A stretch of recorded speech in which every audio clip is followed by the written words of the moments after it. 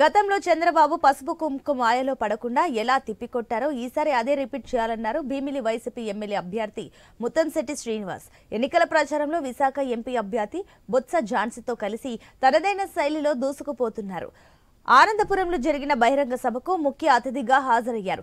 రాష్ట్రం అభివృద్ధి చెందాలన్నా, భీమిలి నియోజకవర్గం బాగుపడాలన్నా జగన్మోహన్ రెడ్డి తిరిగి అధికారంలోకి రావాలని, ప్రజలు తమ అమూల్యమైన ఓటు వేసి ఆశీర్వదించాలని కోరారు.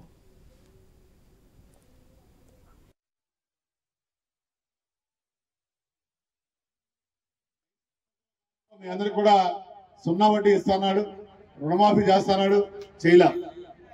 లాస్ట్ లో ఈ పసుపు కుంకాన్ని వచ్చాడు. సో మీరు కూడా తక్కువ కాదు, మీరు కూడా ఏం చేస్తారా, కుంకం ఎదురుంచుకుని పసుపు చంద్రబాబు కాలం వేసి పంపించారు. అవునా కాదు? కానీ జగన్ గారు మాత్రం అలా కాదమ్మా. జగన్ గారు ఒకసారి మాట ఇచ్చారంటే మరి తుఫాను వచ్చినా, కరోనా వచ్చినా ఏదైనా జరుగుతుంది. మీకు అందరికీ కూడా రుణమాఫీ చేస్తారని చెప్పారు. చేశారు లేదా? 4 సార్లు ఆసరా వేశారు, సున్నా వడ్డీ ఇచ్చారు. ప్రతి మహిళ కూడా సంతోషంగా ఉండాలని చేయూత కూడా ఇచ్చారు. ఇలా ఒక కార్యక్రమం కాదు, స్కూల్కి వెళ్ళే పిల్లల దగ్గర నుంచి మరి రేవమాప చనిపోతున్న ముసలి వరకే అందరికీ కూడా